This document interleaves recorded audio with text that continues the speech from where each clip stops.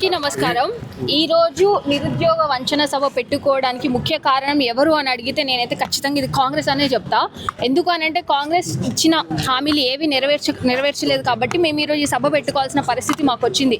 రేపు పొద్దున వచ్చి వీళ్ళు రెచ్చగొడితే పెట్టిరు, వాళ్ళు రెచ్చగొడితే పెట్టిరు అని మాట్లాడే నాయకులకు నేను ఒకటే చెప్తున్నా, ఆ మాట మాట్లాడే ముందు కాంగ్రెస్ ప్రభుత్వంలోకి వచ్చినాక నిరుద్యోగుల కోసం చేసింది ఏంటి అని చెప్పండి.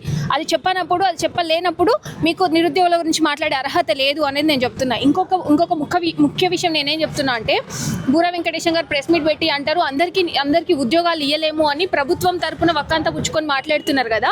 సో నేను ఈ వేదికగా నేను రేవంత్ రెడ్డి గారిని ఒకటి అడుగుతున్నా. రేవంత్ రెడ్డి గారు, మీరు విద్యాశాఖ మంత్రి గారు కాబట్టి మీరు నిరుద్యోగులకి అన్ని గవర్నమెంట్ ఉద్యోగాలు ఇవ్వలేరు కాబట్టి నేను ఒక రిక్వెస్ట్ చేస్తున్నా. మీ బిడ్డ హైదరాబాద్ ప్రిమిసెస్లో పెద్ద ఇంటర్నేషనల్ స్కూల్ పెడుతోంది. ఆ స్కూల్లో ఇక్కడున్న నిరుద్యోగులకి ఉద్యోగాలు ఇస్తారా, ఇవ్వరా? అది చెప్పండి. మీకు నిజంగా నిరుద్యోగుల పట్ల చిత్తశుద్ధి ఉంది కదా. మేము డిమాండ్ చేస్తున్నాం, మీ బిడ్డ పెట్టే ఇంటర్నేషనల్ స్కూల్లో మా అందరికీ ఉద్యోగాలు ఇవ్వండి. ఇచ్చి మీ చిత్తశుద్ధి ఏంటో ప్రూవ్ చేసుకోండి. ఇప్పటికీ 2.5 సంవత్సరాలు గడిచిపోయింది. ఇప్పుడు వచ్చి అంటారు కొత్తగా 2-3 నెలలకు ఒక నోటిఫికేషన్ మేము ఇస్తామని మాట్లాడుతున్నారు కదా. మరి ఇన్ని రోజులు ఎందుకు ఇవ్వలేదు 2-3 నెలలకు ఒక నోటిఫికేషన్? ఇన్ని రోజులు మీకు వచ్చిన అడ్డంకి ఏంది, ఈ రోజు మీకు తొలగిన అడ్డంకి ఏందో కూడా మీరు చెప్పాలి. బూర వెంకటేశం గారు ఓకే, మీరు ప్రెస్ మీట్ పెట్టి మేము ఇది ఇస్తున్నాం అని చెప్పినారు. యాక్చువల్గా ప్రభుత్వం హామీ అసలు బూర వెంకటేశం గారికి ప్రభుత్వంకి సంబంధం ఉండొద్దు. ఎందుకంటే బూర వెంకటేశం గారు ఒక ఇండిపెండెంట్ బాడీకి చైర్మన్గా ఉన్నారు కాబట్టి. కానీ ఆయన ప్రభుత్వం తరపున వక్కంతా పుచ్చుకొని మాట్లాడాల్సిన అవసరం ఏంటి అనేది కూడా మేము అడుగుతున్నాం. ఇది కూడా మీరు ప్రెస్ మీట్ పెట్టి చెప్పండి, ఎందుకు మాట్లాడుతున్నాం. మేము ట్రాన్స్పరెన్సీ క్వశ్చన్ చేసినాం, మీరు ట్రాన్స్పరెన్సీ ఎక్కడ చూపించట్లేదు టీజీపీఎస్లో. కానీ మొన్న ప్రెస్ మీట్లో మీరు మాట్లాడిరు మేము ట్రాన్స్పరెంట్గా వ్యవహరిస్తున్నాం అనేది, కానీ ఎందులో కూడా మీది ట్రాన్స్పరెన్సీ కనిపించట్లేదు మాకు. ఇదొకటి. ఇంకొకటి ఏమంటున్నారంటే, మేము ఇస్తాము, ఉద్యోగాలు చేస్తామని అంటారు. ఇంకెప్పుడు ఇస్తారు? అసలు ఏజ్ రిలాక్సేషన్ విషయంలో మేము అడిగేంత వరకు మీకు జీవో రిలీజ్ చేసే స్కోపే లేకుండా పోయింది కదా. మరి ఇప్పుడు ఇన్ని 2.5 సంవత్సరాలు నష్టపోయిన మనుషులకి మీరు దానికి రెస్పాన్సిబిలిటీ ఎవరు తీసుకుంటారు? ప్రభుత్వంలో ఏ పెద్ద దీనికి రెస్పాన్సిబిలిటీ తీసుకుంటారో చెప్పాలి. ఇప్పుడు మేము పెట్టుకున్న సభకి కౌంటర్గా ప్రెస్ మీట్ పెడతారు ఖచ్చితంగా. నేను వాళ్ళని అడుగుతున్నా, అసలు మీరు నిరుద్యోగులకి చేసింది ఏంది? మేము నష్టపోయిన ఏజ్కి మీరు అకౌంటబిలిటీ మీరు తీసుకుంటారా? తీసుకోలేనప్పుడు మీకు నిరుద్యోగుల గురించి మాట్లాడే అర్హతనే లేదు. సో ఈ రోజు సభ కనుక చూసినట్టయితే ఇంతమంది నిరుద్యోగులు ఏకమై ఒక సభకు వచ్చినారు అని అంటే దాని అర్థం ఏంటి? మీ మీద మాకున్న వ్యతిరేకత. సో దయచేసి మీరు ఇస్తున్న ఉద్యోగాలు 100, 10లో ఇస్తున్నారు, అది కాదు మాకు కావాల్సింది. లక్షల్లో ఇవ్వాల్సిందే. ఎందుకు అని అంటే ఎలక్షన్స్ ముందేమో మీకు ఉద్యోగాలు లక్షల్లో కనిపిస్తాయి, కానీ ఎలక్షన్స్ అయిపోయి అధికారంలోకి వచ్చినాక 10లో, 100లో ఎందుకుంటున్నాయి ఉద్యోగాలు? అప్పుడున్న లక్షల్లో ఉద్యోగాలు ఇప్పుడు ఎక్కడ పోయినాయి, ఏమైపోయినాయి?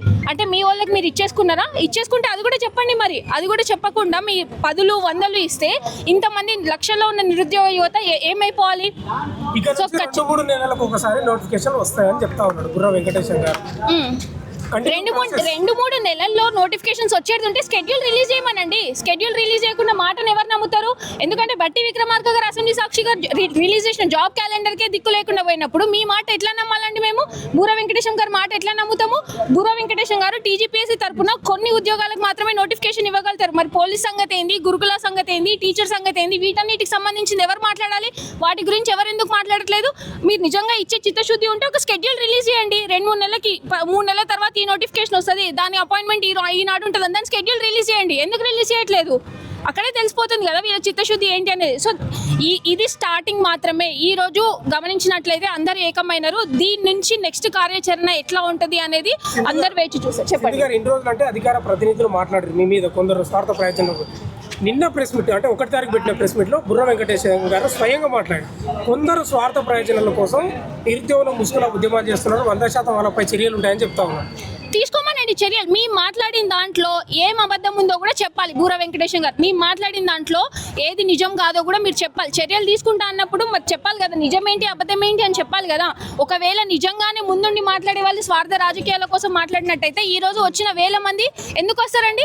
ఎవరు స్వార్థంగా బిహేవ్ చేస్తున్నారో మాకు చదువుకునేటోళ్ళకి అర్థం కాదా?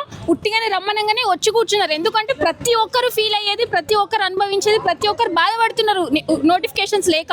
దాన్ని మీరు ఒక 10 మంది కంటగట్టి ఇది స్వార్థం కోసం చేస్తున్నారు అనడం అసలు మీ పదవికి అది తగ్గింది కాదు అని నేను అనుకుంటున్నా. Thank you.